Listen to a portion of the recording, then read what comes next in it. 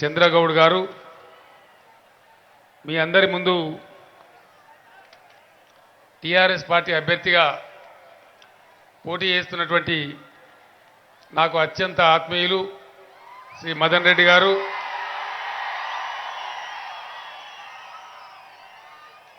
సభలో ఆసీనులై ఉన్నటువంటి అక్కా చెల్లెలకు అన్నదమ్ములకు అందరికీ నా నమస్కారం.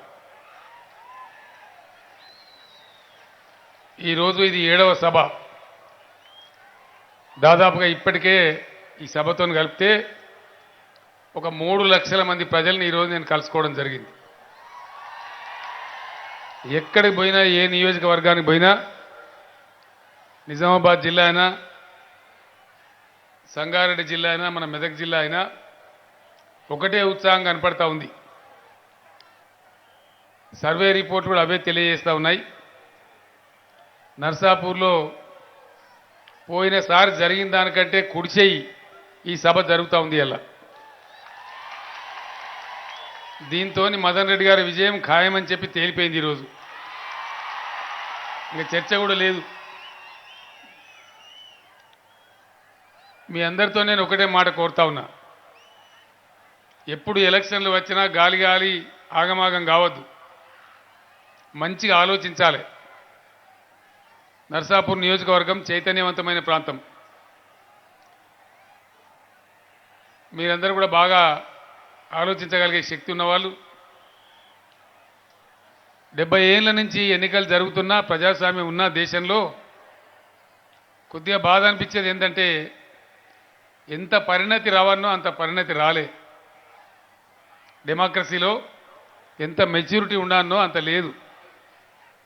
ఎలక్షన్ వస్తే చాలా పార్టీలు నిలబడతాయి, చాలా అభ్యర్థులు నిలబడతారు. నేను ఇంచుమించు అన్ని సభలలో ఈ మాట చెప్తున్నా. విషయం తెలిస్తే మంచిదనే ఉద్దేశంతో చెప్తా ఉన్నా.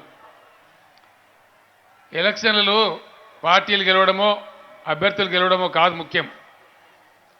ఎన్నికల్లో ఎంత పరిణతి రావాలంటే, ఎంత మెచ్యూరిటీ రావాలంటే ఖచ్చితంగా ప్రజలు గెలవాలి. ప్రజలు కోరుకునేటువంటి వాళ్ళ అభీష్టం గెలవాలి. అట్లయితే ఏమవుతుంది, నెక్స్ట్ 5 ఏళ్ళు బ్రహ్మాండంగా ప్రజల యొక్క ఎజెండా అమలవుతుంది. ఎవలా బాబు ఆ వాటర్ ప్యాకెట్ ఎందుకు ఎత్తుందా? తప్పు కదా, అట్లా వేయద్దు కదా, బంద్ చేయండి. మీరు 10 మంది మొత్తం సభ చెడగొట్టదు కదా, వాటర్ ప్యాకెట్లు ఇచ్చడం బంద్ చేయండి. ఆ విధంగా ఆలోచించి పనిచేస్తే డెఫినెట్గా మంచి ఫలితాలు వస్తాయి, మంచి జరుగుతుంది ప్రజలకు. అది రావాలి దేశంలో, నేను కోరుకుంటా ఉన్నా. కానీ దేశంలో ఉన్న దరిద్రం రాజకీయం అది నేర్పలే మనకు. అన్ని పిచ్చి పిచ్చి కార్యక్రమాలు నేర్పినారు. ఎలక్షన్ అనగానే కుల గజ్జి, మత గజ్జి, డబ్బులు సరఫరా, మద్యం సరఫరా అంతా చిల్లర పిచ్చేశారు. అది ఎప్పటికి పోద్దో భగవంతుని కనుక ఆ రోజు రావాలని చెప్పి నేను కోరుకుంటా ఉన్నా. సిద్దిపేటలో మేము ప్రయత్నం చేసినాం. ముత్యంరెడ్డి గారు నేను ఉన్నప్పుడు మేము అట్లే పనిచేసినాం. ప్రజలు కూడా మమ్మల్ని అట్లే గెలిపించినారు. మొత్తం అంతటా కూడా ఆ సిచ్యువేషన్ రావాలి. ఓ కార్యకర్తగా చెప్తా ఉన్నా నేను ఈ మాట. పత్రికా విలేకరులు కూడా దీన్ని హైలైట్ చేయాలి దయచేసి, ప్రజలకు తెలియాలి. కాబట్టి మీరందరూ కూడా నేను చెప్పే మాట విని మీ తండాలకు, మీ గ్రామాలకు, పట్టణంలో మీ బస్తీలకు పోయిన తర్వాత ఇది నిజమా కాదా చర్చ చేయండి. దయచేసి డిస్కస్ చేయండి. వాటికి అగాధ మోటేమని నేను చెప్తలేను. ఏం జరుగుతూ ఉంది, ఏం జరగవలసి ఉంది, ఏం చేస్తే మంచి జరుగుతుంది అనేది డిస్కస్ కావాలి, చర్చ జరగాలి. జరిగి ఓట్లేస్తేనే గట్టిగా ఉంటుంది, పటిష్టంగా ఉంటుంది, మంచి జరుగుతుంది. ఏముంది ఇక్కడ పెద్ద కన్ఫ్యూజన్ కూడా లేదు ఈ ఎలక్షన్లో. ఎందువల్ల అంటే 58 ఏళ్ళు పరిపాలన చేసినటువంటి కాంగ్రెస్, టీడీపీలు ఒక జట్టు కట్టి ఒక పక్కన ఉన్నాయి. ఒక అభ్యర్థి 15 ఏళ్ళు తెలంగాణ కోసం కొట్లాడి తెలంగాణ సాధించి 4 సంవత్సరాలు మీ దీవెనతోని పరిపాలన చేసినటువంటి పార్టీ ఇంకో పక్కన ఉంది. ఇక మధ్యలో కూడా ఉన్నారు కానీ వాళ్ళ లెక్కలు లేరు. పోటీ ఇద్దరి మధ్యనే ఉంది. వీళ్ళంతా ఎవరైనా కొత్త వాళ్ళ మీకు? అంత పాతోళ్ళే. ఎవరు ఆకాశంకి ఎవరు దిగి రాలే. కాంగ్రెస్ పార్టీ కొత్తగానా?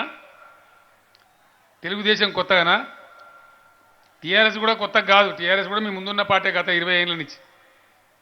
మరి ఇక కన్ఫ్యూజన్ ఏముంది? కన్ఫ్యూజన్ లేదు, క్లియర్గా ఉంది ముచ్చట. మీరు ఆలోచించవలసింది ఏంటి అంటే 58 ఏళ్ల పరిపాలన చేసినటువంటి కాంగ్రెస్ టీడీపీ రాజ్యంలో కరెంటు సరఫరా ఏ విధంగా ఉండే, ఇవాళ మీ గ్రామాలలో మీ పట్టణంలో కరెంటు సరఫరా ఎట్లా ఉన్నది?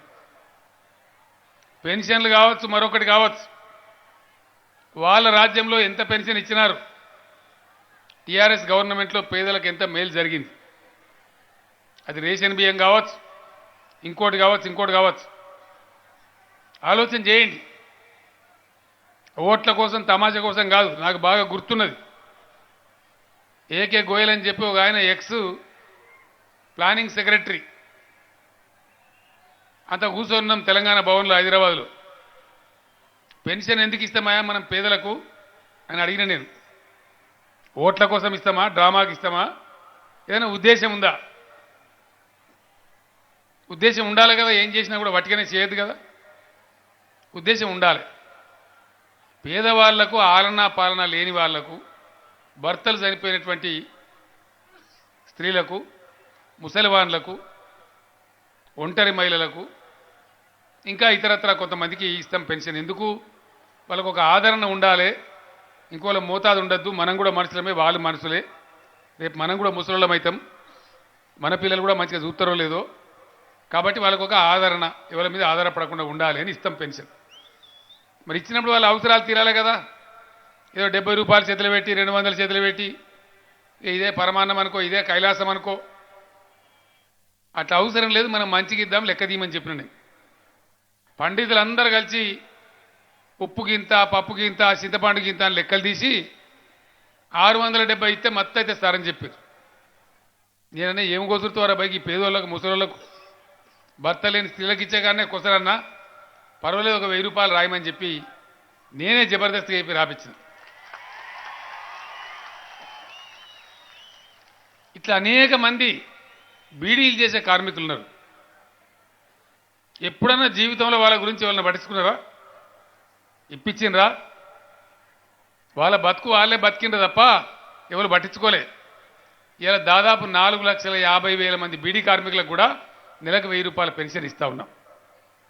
ఒంటరి మహిళలు ఉంటే వాళ్ళకు కూడా ఇస్తూ ఉన్నాం. ఎవరికైతే కాళ్ళు దొడ్డుగా బీమారు ఉంటుందో, బోధకాలు, వాళ్ళకు కూడా ఇస్తూ ఉన్నాం. ఈ ఇచ్చేదాన్ని మీ ఆశీర్వాదంతో మళ్ళీ గెలిస్తేనే ఉన్నాం గ్యారెంటీగా. 2016 రూపాయలు ఇస్తామని మనవి చేస్తూ ఉన్నాం. వికలాంగులకు ఇచ్చేది కూడా 1500 నుంచి 3016 రూపాయలు చేసుకుంటాం. నిరుద్యోగ యువకులు కూడా బాధపడుతున్నారు. వాళ్ళకు కూడా లక్షలాది మందికి ఒక 3016 రూపాయలు వాళ్ళకు కూడా భృతి ఇచ్చుకుందాం పర్ మంత్. ఆ సాయం కూడా చేసుకుందాం. కళ్యాణ లక్ష్మి అనే స్కీమ్ వస్తుందని మనం అనుకున్నామా? ఒక పేదింట్లో ఆడబిడ్డ పెళ్ళైతే 1,116 రూపాయలు ఇచ్చేటువంటి రాష్ట్రం ఇండియాలో ఎక్కడైనా ఉందా? పేద పొడుగు మాటలు మాట్లాడుతుంటే చంద్రబాబు నాయుడు ఆయన స్టేట్లో ఉందా? ఏపీలో ఉందా? ఇయ్యాలి ఈ డబ్బు ఇస్తున్నారా? ఇయ్యరు, వాళ్ళే పంచుకొని తింటారు. నిన్న నరేంద్ర మోడీ వచ్చి చాలా పొడుగు మాటలు మాట్లాడింది. నేను నరేంద్ర మోడీ గారిని అడుగుతా ఉన్నా నరసాపూర్ నుంచి, ఇవాళ మీ పార్టీ, మీ బీజేపీ 19 రాష్ట్రాలలో అధికారంలో ఉంది. ఏ ఒక్క రాష్ట్రంలోనన్నా మీరు 1000 రూపాయల పెన్షన్ ఇస్తారా పేదోళ్లకు? ఇయ్యరు. ఏ ఒక్క రాష్ట్రంలోనన్నా మీరు కళ్యాణ లక్ష్మి స్కీమ్ ఉందా మీ దగ్గర? లేదు. రైతులకు 24 గంటలు ఒక్క రాష్ట్రంలోనన్నా ఇస్తారా? లేదు. రైతులకు ఫ్రీ కరెంట్ ఇస్తారా? లేదు. వీడికి వచ్చి తెలంగాణలో మేము గొర్రెల్లా ఉన్నామని అడ్డంపొడు మాట్లాడతావు. చెల్లది జాగ్రత్త, ఒళ్ళు దగ్గర పెట్టుకొని మాట్లాడాలి తెలంగాణలో మాట్లాడితే. ప్రజాస్వామ్యంలో ప్రజల దగ్గర నరేంద్ర మోడీ అయినా, కేసీఆర్ అయినా, ఎవరైనా ఒకటే. ఖచ్చితంగా ప్రజాకోర్టులో నిలబెట్టి మాట్లాడతారు. అబద్ధాలు మాట్లాడితే చెల్లయి, అడ్డం పొడుగు మాట్లాడితే చెల్లదు. ఆయన నిజంగా కూడా నాకు బాధ అనిపించింది. మరానికి ఎవరు రాసి ఇచ్చిండో, ఎందుకు చదివిండో కానీ తెలంగాణలో కరెంటు మంచిగా లేదు అంటాడు. ఉన్నదా లేదా నర్సాపూర్లో మీరు చెప్పాలి. మరి ఉన్నది మంచిగా ఉన్నది కదా, మా అక్కలు చెప్తలేరు. కరెంటు మంచిగానే ఉందా? మరి నరేంద్ర మోడీకి ఏమైనా బీమారీ వచ్చినా గట్లెందుకు చెప్పే? ఇది ఎక్కడ కథ నాకు అర్థం కాదు. గింత అబద్ధమా? చాలా పెద్ద పదవిలో ఉన్నోళ్ళు చాలా జాగ్రత్తగా మాట్లాడాలి. ఎటుపడితే అగాధం మాట్లాడితే ఎట్లా? కరెంటు వటిగానే ఉంటుంది. అది తీయగా పుల్లగా మాట్లాడి డంబచారం చేస్తే ఉంటుంది ఆ కరెంటు. ఇవాళ మేము ఎంత తిప్పల పడతాం దానికోసం. మంత్రుల సెల్ ఫోన్లో, మంత్రుల ఐప్యాడ్లో, నా సెల్ ఫోన్లో రోజుకు 4 మాటలు 5 మాటలు దాన్ని మానిటర్ చేస్తాం. విద్యుత్ ప్రవాహాన్ని ఒక యాప్ ఉంటుంది. రామగుండంలో ఎంత ప్రొడ్యూస్ అవుతుంది, కొత్తగూడెంలో ఎంత అవుతుంది, కేటీపీపీలో ఎంత అవుతుంది, సెంట్రల్ గవర్నమెంట్ వాటా కింద ఎంత వస్తుంది, మనం ప్రైవేట్ కొన్నదానిలో ఎంత వస్తుంది అనేది గంట గంటకు చూస్తాం. కాపలాదారులా ఉంటాం. అందువల్ల మొట్టమొదటిసారి వానాకాలం కోతలు కోసే ముందు 11,000 మెగావాట్ల లోడ్ వచ్చింది. కంబైన్డ్ ఆంధ్రప్రదేశ్లో కూడా రాలే అంత లోడ్ వచ్చింది. అయినా సప్లై చేయగలిగాం. ఎట్లా చేయగలిగాం? చిత్తశుద్ధి ఉంది కాబట్టి, నేను కూడా కాపోని కాబట్టి, వ్యవసాయం బతకాలి కాబట్టి, రైతులు బతకాలి కాబట్టి కింద మీద పడి చేసినాం. ఊరికే తమాషా చెప్తే తీయగా మాట్లాడితే రాదు కరెంటు. దాని ఇంకా కష్టం చేయాలి, తిప్పల పడాలి. పడుతున్నాం కాబట్టి వస్తున్నది. ఈ విధంగా అనేక కార్యక్రమాలు. గతంలో మహిళలు గర్భవతులైతే ఆ ప్రైవేట్ డాక్టర్లు వాళ్ళ ఇష్టమున్న పనికి మాలిన ఆపరేషన్లు చేస్తే వేలకు వేల రూపాయలు దోపిడీకి గురైంది. ఈరోజు అట్లా కాదు. సర్కార్ దవాఖానాలను కొంత మంచిగా చేసి కేసీఆర్ కిట్ ఇచ్చి, అమ్మాయి ఉడితే 13,000 ఇచ్చి, అబ్బాయి ఉడితే 12,000 ఇచ్చి, అమ్మఒడి వాహనంలో తీసుకొచ్చి మళ్ళీ అమ్మఒడి వాహనంలో ఇంటికాడ తీస్తున్నారు. ఇండియాలో ఏడలేదు ఇది. ఇంకా ఇది చెప్తే ఇప్పుడు ఎన్నేం చెప్పాలి? ఇంకా ఇజ్జత్ తక్కువ ముచ్చటేందంటే, నేను హెలికాప్టర్ ఎలాగొట్టినా చెప్పన్నా? మీ గోపికే ఉన్నది. నేను కుజార్థంగా మాట్లాడదామని హెలికాప్టర్ ఎలాగొట్టాను నేను కూడా. మరి యాన్నో కాడ చెప్పాలి కదా. ఈయన మా నరేంద్ర మోడీ ఓ స్కీమ్ పెట్టిండు. దాని పేరేందంటే ఆయుష్మాన్ భారత్. అవే పెద్ద బోగస్ ముచ్చట. ఆయుష్మాన్ భారత్లో మెంబర్ కావాలి. ఏది ఆయన ఇచ్చే ఆ మహత్తరమైనటువంటి వైద్య సదుపాయం పొందానంటే అందులో మెంబర్ కావాలి. మెంబర్ కావాలంటే ఒక 50 కండిషన్లు ఉన్నాయి. ఎక్కడే ఉండద్దట్టుగా చిప్పబట్టుకొని పిచ్చమెత్తుకుంటాడే కావన్నట. నీకు మోటార్ బైక్ ఉన్న తిప్పలే ఇయ్యరు, స్కీమ్ ఇయ్యరు. అంటే చాలా నిబంధనలు. అంటే ఒక 20% మందికి కూడా రాదు. లంబాడి తండలు కూడా ఉన్నాయి కదా, 50 మోటార్ సైకిళ్ళు ఉన్నాయా లేవా? మరి ఎవరికి రాదు. మరి మోడీ పెట్టిన స్కీమ్ దానికన్నా చాలా మంచి స్కీమ్ మనం అమలు చేసుకుంటున్నాం. సీఎం రిలీఫ్ ఫండ్ అమలు చేసుకుంటున్నాం, ఆరోగ్యశ్రీ అమలు చేసుకుంటున్నాం. ఎన్ని లక్షల రూపాయలైనా కానీ వెచ్చిస్తున్నాం, ఖర్చు పెడుతున్నాం ప్రజలను కాపాడుకోవడానికి. చాలా అద్భుతమైన స్కీమ్. నిన్న వచ్చి ఆయన ఆయుష్మాన్ భారత్లో షరీక్ అయి మేము ఉన్నది ఓడగొట్టుకోవన్నా? ఉన్న సదుపాయం పోవన్నా? మోడీ గారు ఏజెంట్ ఉంటాడు ఇక్కడ. ఎవరో ఆయన పేరు ఆ బీజేపీ రాష్ట్ర అధ్యక్షుడు ఉంటాడు. ఆయనకు చిత్తశుద్ధి ఉంటే నర్సాపూర్కి వెళ్ళి నేను అడిగే ప్రశ్నకు సమాధానం చెప్పాలి. మీ ఆయుష్మాన్ భారత్ దిక్కుమాల స్కీమ్ మీది మంచిగా ఉందా, మాది మంచిగా ఉందా? మీ దానిలో చేరమంటే మేమెందుకు చేరుతాం? నాకు అర్థం కాదు. మాది మంచిగా ఉండగా అది కూడా మాట్లాడతారు. అంటే ఇష్టం ఉన్నట్టు. నేను అందుకే మొట్టమొదటి ఉపన్యాసం మొదలుపెట్టినప్పుడు చెప్పిన, ఆగమాగం వినద్దు, మంచిగా వినాలి, మనసున పెట్టాలి, ఆలోచించాలి. ఎవరు చెప్పింది నిజమనేది పక్కా ఆలోచన చేయాలి. ఇలా కంటి వెలుగు కార్యక్రమం ఎక్కడైనా ఉన్నదండి ఇండియాలో? మన దగ్గర ఎప్పుడైనా ఉందా కంటి వెలుగు కార్యక్రమం? ఊహలో కూడా ఆలోచించినమా? వాస్తవానికి నాకు ఎవ్వరు చెప్పలేదు. నేనే సమాజం నుంచి నేర్చుకున్నా. గజ్వేల్లో ఎర్రవేలి అని ఒక చిన్న ఊరున్నది. దాన్ని దత్తత తీసుకొని కొద్దిగా మంచిగా చేద్దామని చేస్తుంటే ఆ గ్రామస్తులకు నమ్మకం కలిగించడానికి నేను ఆడ ఫ్రీ ఐ క్యాంప్ పెట్టించినాం, శిబిరం పెట్టించినాం. చిన్న ఊరు, 227 మంది వెళ్ళిండ్రు. చిన్న పిల్లలు, స్కూల్ చదువుకునే పిల్లలు. ఆ పిల్లలను పాపం సాలు కొడుతుండ్రు, నువ్వు మొద్దున్నవురా అని తల్లిదండ్రులు తిడుతుండ్రు. సంగతి ఏంటంటే మనకి దృష్టి పాపం మంచిగా లేదు. చూసిన తర్వాత అద్దాలు ఇస్తే వాడు అంకులు ఇప్పుడు మంచిగా కనబడుతున్నట్టు. నాకు చాలా బాధ కలిగింది. తర్వాత హెల్త్ మినిస్టర్ను హెల్త్ డిపార్ట్మెంట్ అందరిని పిలిచి మీటింగ్ పెట్టింది. ఏమిరా భయ్ ఒక ఊర్లోకి ఇంతమంది వెళ్ళిండ్రు, మరి మొత్తం మన 10 జిల్లా అంటే ఇప్పుడు 31 జిల్లాలు తెలంగాణ రాష్ట్రంలో ఈ కండ్ల సంగతి ఏంది, కండ్ల జబ్బులు ఏంది, ఏమైనా అధికారమో ఆధారమో ఉన్నది అంటే ఎవరి దగ్గర లెక్కలేదు, నా పత్రం లేదు. అంతకుముందు అంత గొప్పగా గవర్నమెంట్ నడిచింది. అప్పుడు నాకు నేనే ఆలోచించి 2 నెలలు ఎట్లా జరగానో ఎండ్ టు ఎండ్ ఆ డాక్టర్లు టీంలు ఎట్లా పోవాలి, ఊళ్ళకి ఎట్లా పోవాలి, ఎన్ని అద్దాలు పడతాయి, ఏం పడతాయి అని లెక్కలు తీసి ఇలా కంటి వెలుగు కార్యక్రమాన్ని ప్రారంభించినాం. పొద్దున నేను పేపర్లో చూసిన ఇప్పటికీ దగ్గర దగ్గర 91 లక్షలు 92 లక్షల మందికి చూసినారు. మిగిలిన వాళ్ళకు కూడా చూస్తారు. రాష్ట్రం అంతా ఈ మనిషి ఆ మనిషి లేదు, దానికి కులం లేదు, మతం లేదు, ధనవంతుడు పేదవాళ్ళు లేదు, అందరు కూడా వస్తుంది కంటి వెలుగు కార్యక్రమం. మిమ్మల్ని అక్కడికే మిమ్మల్ని వదిలిపెట్ట నేను. దీని తర్వాత ఇంకో టీం వస్తుంది డాక్టర్లు, చెవు ముక్కు గొంతు ఈఎన్టీ అంటారు, ఈఎన్టీ డాక్టర్ల టీం కూడా వస్తుంది. అందరు చెక్ చేస్తారు, ఊళ్ళలో ఫ్రీగానే చేస్తారు, మందులు ఇస్తారు, అవసరమైతే ట్రీట్మెంట్ చేస్తారు. దాని తర్వాత ఇంకో డాక్టర్ టీం కూడా వస్తుంది, డెంటల్ డాక్టర్ అంటే పంట డాక్టర్లు కూడా వస్తారు. మొత్తం చెక్ చేస్తారు ప్రతి మనిషికి కూడా. అంటే ఎందుకోసం పట్టించుకోం మనం, జనరల్గా మనకు అలవాటు లేదు. మెడికల్ కేర్ అంటే నిర్లక్ష్యం చేస్తాం. ఒక ముసలాయన నా మీద వాడు ఏడ్చిండు. ఎందుకు ఏడుతున్నావు అని అడిగితే నేను టీవీలో నువ్వు చెప్పంగా ఇన్న బిడ్డ అని సంతోషపడ్డాడు. కంటి వెలుగు గురించి దాని ప్రోగ్రాము ఆ గజ్వేల్ల మల్కాపూర్ అనే ఊళ్ళో ప్రారంభం చేసి అక్కడ ఉపన్యాసం చెప్పిన నేను. ముసలోళ్ళు ఇంట్లో ఉంటారు పాపం, ఆడవాళ్ళు కానీ మగవాళ్ళు కానీ. జర కళ్ళు మంచి కనబడుతావు చూపెట్టాలి, ఇంక నువ్వు ఏం చేస్తావు, రాజ్యం వెళ్తావా, నీకెందుకు సపరేట్ కూర్చో అంటారు. నేనేం చెప్పినట్టు అట్లా అనద్దు, వాళ్ళకే పాపం ఎక్కువ అవసరం ఉంటుంది ముసలోళ్ళకు. ఆవులకి ఇవాళకి ఓంగరాంగ పడి అంటే ఆయన తుంటిరుగుతుంది, ఇబ్బందుల పాలవుతారు, కాబట్టి వాళ్ళకి అద్దాలు ఇప్పియాలి అని చెప్పిన నేను. ఆ మాట నేను చెప్పింది టీవీలో అయినట్టు నేను కనబడంగా ఆయన మీద వాడు ఏడ్చింది. మానవీయ కోణం ఈరోజు కంటి వెలుగు కార్యక్రమం తీసుకున్నాం. రేపు ఈఎన్టీ డాక్టర్ల బృందం వస్తుంది, డెంటల్ డాక్టర్ల బృందం వస్తుంది. దాని తర్వాత ఇంకోటి ఫైనల్గా మంచి బృందం వస్తుంది, పెద్ద బృందం వస్తుంది. తెలంగాణలో ఉండే మగ ఆడ ప్రతి మనిషి యొక్క blood samples, BP, sugar levels మొత్తం కూడా రికార్డు చేస్తారు.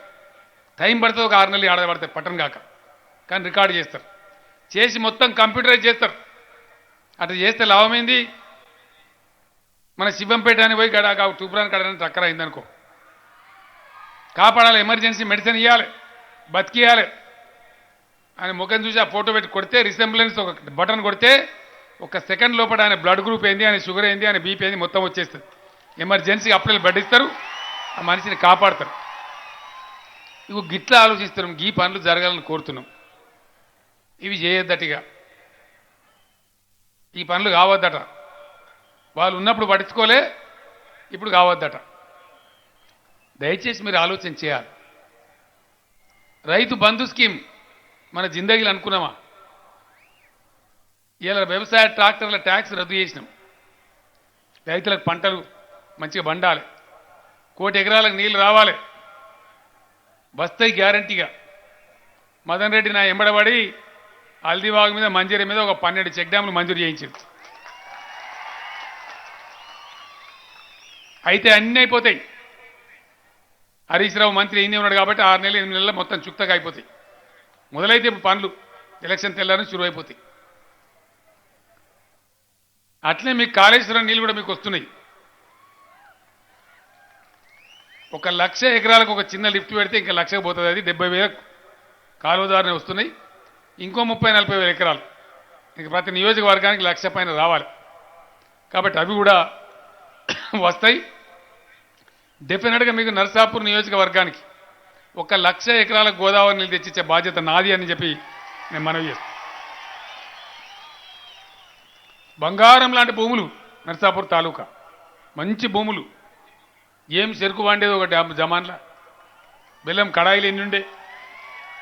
నేను కూడా తిన్న పువ్వు బెల్లం కౌడిపల్లి కాడ. ఎక్కడ పోయింది అంత నా మాయమే, అంత ఆగమాగం అవుతుంది. ఇంత మంచిగా పాలుగారినట్టుండే భూములు, పంటలు 800-900 ఫీట్లు వేయాలి బోరు. ఆ గతి అయింది ఆంధ్రప్రదేశ్లో. ఇవన్నీ కూడా దరిద్రాలు పోవాలి, భూగర్భ జలమట్టం ఇవ్వాలి. రైతు బీమా ఎన్నడూ కూడా ఆలోచన చేయలే, ప్రపంచంలో కూడా ఆడలేదు. ఇండియాలో ఏడలేదు. నరేంద్ర మోడీకి కూడా చెప్పిన నేను ఓసారి మంచిగా ఛాయ్ వచ్చి మాట్లాడి చెప్పిన ఏమేమి చేస్తే మంచిగా ఉండదు అని అడిగిండు. నువ్వు చేతలేవు కానీ నాకు అర్థం కానీ ఏం చేయమంటే ఈ రైతులకు చేయి ఏం బాయని చెప్పిన నేను. తీయాలి ధైర్యం లేదా ఆయన. ఇంకా పంటల బీమా కూడా చక్కగా లేదా, పంట నాశనం అయితే దానికి 96 కానులు పెట్టిండ్రు. మేము ఆమోదం నుంచి కొట్లాడుతాం కానీ ఇప్పుడు ఇంటలో నువ్వు చెయ్యి అని చెప్పాను. ఫసల్ బీమా అని పెట్టిండు, అది కూడా సగం చక్కదనం లేదు. రైతు బీమా పెట్టినాం మన చేతులు ఉంది కాబట్టి. ఒక పావెకరం ఉన్న రైతు కావచ్చు, అర్ధెకరం ఉన్న రైతు కావచ్చు, 1 ఎకరం ఉన్న రైతు కావచ్చు, ఆయన చనిపోతే మామూలుగా సహజంగా చనిపోయినా 5 లక్షల రూపాయలు వాళ్ళకి వారం లోపల వాళ్ళ ఖాతాలో జమ అవుతున్నాయి. ఇప్పటి వరకు పోచారం శ్రీనివాసరెడ్డి గారు నాకు పొద్దుగాలు ఇచ్చిన సిటీ జేబులున్నది. ఇవాళ వరకు 3953 మందికి ఈ స్కీమ్ ద్వారా లాభం జరిగింది. వాళ్ళు 2 చేతులెత్తి దండం పెడుతున్నారు. మేము చచ్చిపోతే, మా ఆయన చచ్చిపోతే మాకేం రాదు, బదాల పడతాం అనుకున్నాం. కానీ ఇలా 5 లక్షలు మేము ఏ దరఖాస్తు కోలే, ఆడ దఫ్తర్ పెట్టలే, ఎవరికి 10 రూపాయలు లంచం ఇయ్యలే, ఆటోమేటిక్గా వచ్చి మా బ్యాంక్ ఖాతాలు పడ్డాయి 5 లక్షలు అని చెప్పి వాళ్ళు అద్భుతమైన సంతోషం వ్యక్తం చేస్తూ ఉన్నారు. ఈ పనులు చేసినాం. ఓట్లు అనగానే, ఎలక్షన్ అనగానే గాలి గాలి కాదు. మీకు అందరికీ నేను దండం పెట్టి చెప్తున్నా, దయచేసి విచారించాలి. ఎప్పుడు ఏం జరిగిందో, ఏ గవర్నమెంట్లో ఏం పని అయిందో ఆలోచన చేయాలి. ఉట్టిగా ఇష్టం వచ్చినట్టు ఏదో గాలికి ఓటు వేయద్దు. నిదానంగా కూర్చొని మంచిగా చర్చ చేసి ఏది చేస్తే మనకు లాభమో గదే చేయాలి. ఒక్కటే నేను మీకు వాగ్దానం చేస్తా ఉన్నా. మన ముత్యంరెడ్డి గారు మాజీ మంత్రి ఇక్కడనే కూర్చున్నాడు. ఆయన నిజాయితీపరుడు, మంచోడు, మంచి రైతు. ఆయన సేవలు వినియోగించుకుంటే నేను బాగా ఈ రైతులకు జరిగే పని ఏదైతే ఉందో, రాష్ట్ర స్థాయి రైతు సమన్వయ సమితి క్యాబినెట్ హోదాతోనే ఆయన నాయకత్వంలో పనిచేస్తుంది. రేపు గ్యారంటీగా అద్భుతంగా పనిచేస్తుంది. ఎందుకంటే ఆయన తపన ఉండే వ్యక్తి, తండాడతాడు, కావాలనే కోరిక ఉంది మనసులో. నేను మీకు ప్రామిస్ చేసి చెప్తా ఉన్న అందరికి కూడా, నేను బతికున్నంత వరకు, టీఆర్ఎస్ గవర్నమెంట్ ఉన్నంత వరకు ఈ తెలంగాణ రైతులు ధనవంతులయ్యేదాకా నేను వదిలిపెట్టా. ఇక మన పటేళ్ళు మనం చూస్తున్నాగా, తువాలు వేసుకొని పంచభుజం వేసుకొని తిరుగుతారు, ఏదో ఇజ్జత్ పోతే బయట అని. ఎవరు చక్కగా లేడు, ఎవరు వెనక మరి చూసినా 5 లక్షలు 4 లక్షలు అందరూ అప్పే. నాకు తెలియదు, నేను కాపోనే కదా. ఏ రైతు పరిస్థితి చక్కగా లేదు. అందుకే మీకు ఎక్కడ తిరిగే అవసరం లేకుండా నేను మీ పట్టాదారు పాస్ పుస్తకాలు ఇంటికి పంపించిన, మీ ఊరికే పంపించిన. చరిత్రలో ఎవడెప్పుడు ఇయ్యలే.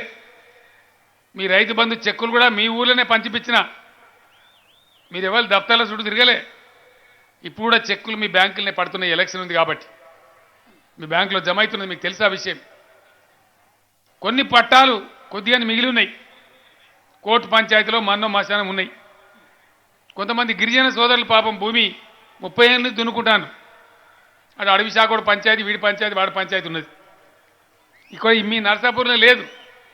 ఈ పంచాయతీ ఆదిలాబాద్లో ఉన్నది, ఖమ్మంలో ఉన్నది, వరంగల్లో ఉన్నది, ఇలా నిజామాబాద్లో కూడా వాళ్ళు మొత్తుకుంటారు. లంబాడ సోదరులకు, ఇతర అడవి దున్నుకున్న వాళ్ళకి నేను ఒకటే మాట మనవి చేస్తా ఉన్నా. దాని చట్టం ఉంది, చేయొచ్చు, మనుషులుంటే చేయొచ్చు. ఎన్నికలు అయిన తర్వాత 6 నెలలలోపు ఈ అటవీ భూముల బాబత్ పంచాయతీలను ఒడగొట్టి మీకు కూడా న్యాయం చేస్తా అని చెప్పి నేను మనవి చేస్తా ఉన్నా. ఎందుకంటే మీకు కూడా రావాలి, రైతు బంధు రావాలి, బీమా రావాలి, మీకు కూడా అన్ని వర్తించాలి, బ్యాంక్ లోన్ దొరకాలి, మీరు కూడా బతకాలి. మీరు కూడా బిడ్డలే, తెలంగాణ బిడ్డలే, అందరం బతకాలి. ఇట్లా ఈ కార్యక్రమాలన్నీ చేద్దాం. నేను మీకు మనవి చేస్తా ఉన్నా, 24 గంటలు ఫ్రీగా ఇచ్చి తీరుతాం రైతులు ధనవంతులు అయ్యేదాకా. 1,00,000 ఎకరాలకు నీళ్లు తెచ్చి తీరుతాం. ప్రతి రైతు తన బాకీలు కట్టి తన బ్యాంక్ అకౌంట్లో 5 నుంచి 10 లక్షలు శిలకుంటే అది బంగారు తెలంగాణ. అది నా కళ. అది ఈ తెచ్చిన తెలంగాణ గట్ల పచ్చబడాలి, 1 కోటి ఎకరాలు పచ్చబడాలి. ఈ విధంగా రావాలి. పనులు జరిగినాయి, మీ కళ్ళ ముందరనే ఉన్నాయి. తండాలకు రోడ్లు చక్కగా ఉండేనా నర్సాపూర్లో? ఈ పటేల్ నా ఎంబడవాడి 50 కోట్లు ప్రత్యేకంగా తెచ్చి చాలా వరకు రోడ్లు చేయించింది. రెవెన్యూ డివిజన్ కావాలని నాతో పెద్ద లడాయి పెట్టిండు, సాధించండి, మీకు ఇచ్చిండు. అదేవిధంగా నర్సాపూర్ మున్సిపాలిటీ కావాలి, నర్సాపూర్ అభివృద్ధి కావాలని చెప్పి మున్సిపాలిటీ కూడా చేయించిండు. నర్సాపూర్లో బస్సు డిపో కావాలని నేను ట్రాన్స్పోర్ట్ మినిస్టర్ దండలాడుతున్నాం, కాలే. కానీ ఇప్పుడు అవుతుంది, అయిపోతుంది. 2-3 నెలల్లో కంప్లీట్ అయిపోతుంది. ఇక్కడ డిపో కూడా అయిపోతుంది. ఇవన్నీ కూడా జరుగుతున్నాయి, ఇంకా కూడా జరుగుతాయి. నేను మీ అందరిని ఒకటే ప్రార్థిస్తా ఉన్నా, న్యాయం ధర్మం ఆలోచించి మనకు మంచి జరగడం కోసం, మంచి పనులు జరగడం కోసం అన్ని వర్గాలు, అన్ని ప్రజలు, అన్ని కులాలు, అన్ని మతాలు అందరం బాగుండాలి, అందరం సంతోషంగా ఉండే తెలంగాణ కావాలి. దానికోసం పేద వర్గాలు కావచ్చు, రైతాంగం కావచ్చు, అందరం మంచిగా ఉండే తెలంగాణ కోసం మీరు టీఆర్ఎస్ను బలపరచమని నేను కోరుతా ఉన్నా. మదన్ రెడ్డి నాకు చాలా ఆత్మీయుడు, మీకు తెలుసు. నా కుటుంబ సభ్యునిలాగా ఉంటాడు, నాకు ఇంటి మనిషిలాగా ఉంటాడు. మురళీ యాదవ్ కూడా చాలా మంచి కార్యకర్త, యాక్టివ్ కార్యకర్త. మురళీ యాదవ్, మదన్ రెడ్డి మీరందరూ కలిసి బ్రహ్మాండంగా పనిచేయాలి, గొప్ప విజయం సాధించాలి. మురళీ యాదవ్ రాజకీయ భవిష్యత్తు కూడా నా బాధ్యత నేను చెప్తా ఉన్నా. అతను కూడా మంచి బీసీ నాయకుడు, మంచి క్రియాశీల కార్యకర్త కాబట్టి ఆయన భవిష్యత్తు కూడా నేను మీకు హామీ ఇస్తా ఉన్నా. తప్పకుండా అతను కూడా మంచి స్థానానికి తీసుకెళ్తా. వృత్తి పనులను నాశనం చేసిండ్రు, గీత వృత్తి పోయింది. షీపు లిక్కర్ లాబీలకు తల ఒగ్గి హైదరాబాద్ రంగారెడ్డి కళ్ళు దుకాణాలన్నీ మూసిండ్రు, మళ్ళీ తెరిపించినాం. గీత కార్మికులకు ఉండే చెట్ల రకాన్ని మొత్తం రద్దు చేసినాం. చేనేత కార్మికులు చచ్చిపోయినరు, ఇలా బంద్ అయింది. వాళ్ళకి సగం ధరకే నూలు రంగులు సప్లై చేస్తూ ఉన్నాం. వాళ్ళు నేసిన బట్టలు ప్రభుత్వమే కొంటా ఉన్నది. హైదరాబాద్ సిటీకి మీరు నమ్మరని చెప్తే ఈ మాట, హైదరాబాద్ సిటీకి రోజు 650 లారీల గొర్రెలు వస్తాయి. యాడికెళ్ళి? మధ్యప్రదేశ్, మహారాష్ట్ర, రాజస్థాన్ ఆడికెళ్ళి వస్తాయి. నేను అడిగిన అట్టెట్లు వస్తాయి రే భయ్, నాకు అర్థం కాదు. మన గుల కుర్మలు లేరా? ఉన్నారు. ఎంతమంది ఉన్నారు? 30 లక్షల మంది ఉన్నారు. మరి 30 లక్షల గుల కుర్మలు మనకుండగా మరి వేరే రాష్ట్రాలకి గొర్రెలు ఎట్లు వస్తాయి? గత గవర్నమెంట్లు పట్టించుకోలేదు సార్, అందుకే వస్తుంది. 4000 కోట్లతోని ఇలా 70 లక్షల గొర్రెలు తెచ్చి మా యాదవులకు పంచినాం. అవి 40 లక్షల పిల్లలు పెట్టినాయి. 1,10,00,000 గొర్రెలు అదనంగా తయారైంది. ఎన్ని లాభాలు దాంతో? మన యాదవుల సంపద పెరుగుతుంది, సేంద్రియ ఎరువు పెరుగుతుంది, మన భూమి సారం తగ్గకుండా ఉంటుంది, అనేక రకాలుగా ఉంటుంది. గ్రామీణ ఆర్థిక వ్యవస్థ పరిపుష్టం కావాలంటే డైలాగులు కొడితే కాదు. రైతు బాగుండాలి, రైతు చుట్టూ ఉండేటువంటి వృత్తి పని వాళ్ళు బాగుండాలి. తెలంగాణలో ఏ గ్రామాన్ని శిరసగం రాత్రి పోయి కొట్టినా ₹1 కోటి నగదు ఉన్నది ఈ ఊళ్ళో లేనటువంటి గ్రామాలు కావాలి. అవి నిజమైన పట్టుకొమ్మలు. అవి అయితే సంతోషం. వాటిగా నాకు ఓటు గుద్దు, నీ నెత్తి మీద నేను గుద్దుతా. ఇక 70 ఏళ్ళు చూస్తే చూడలేదా కంబైన్డ్ స్టేట్లా? మస్తు చూసినాం కదా. కొత్త కాంగ్రెసా, కొత్త చంద్రబాబు నాయుడా? కొత్త కథ ఏం లేదు ఇంట్లో. గోల్మాల్ కావద్దు దయచేసి. మీ అందరితో కోరుతా ఉన్నా, నాకు చాలా ఆత్మీయమైన వ్యక్తి కాబట్టి మదన్ రెడ్డి నియోజకవర్గంలో పనులు ఆగాయి. గ్యారంటీగా మీరు అనుకున్న పనులన్నీ జరుగుతాయి. ఒక మాట మదన్ రెడ్డి గారు కోరిండు, సార్ నా నియోజకవర్గంలో మా సాయిపేట ప్రజలు మాకు మండలం కావాలని కోరుతున్నాను అడిగిండు. నేను మీకు హామీ ఇస్తా ఉన్నా, మనమే గవర్నమెంట్కి వస్తున్నాం అని ఏం డౌట్ లేదు. మా సాయిపేటను 15 రోజుల్లో మండలం చేసి మీకు అప్పగిస్తానని చెప్పి మనం చేస్తా ఉన్నా. మీరేం చింతించే అవసరం లేదు, అది కూడా పోదాం. పనుల గురించి మేము ఇదే కోరుతున్నాం, ఈ మాటను మీరు విచారించాలి. ఇలా మదన్ రెడ్డి గారు అడిగిండు, నేను నిర్ణయం తీసుకున్నా.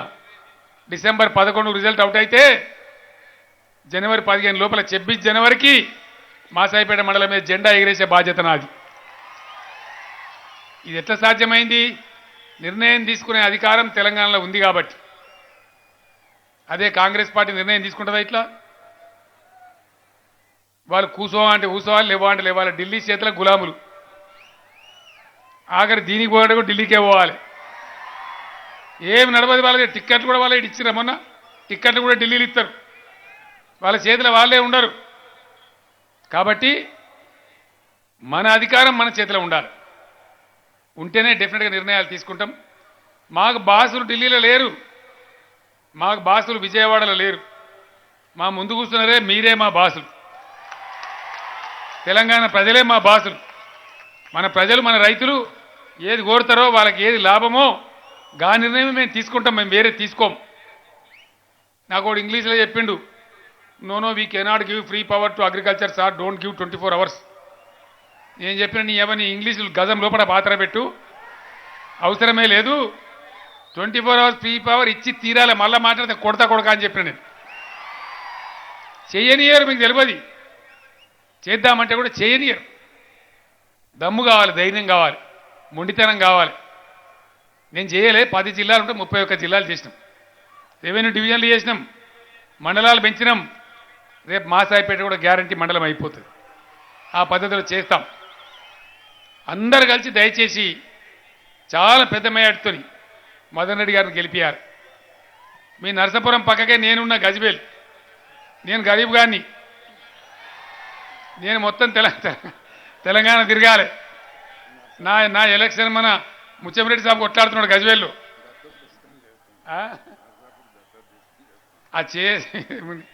గజ్వేల్ కూడా మీరు ప్రచారం చేయాలి నా వంతుకు చేత రాజలేదా శివంపేట బందికే తూపురా అన్నది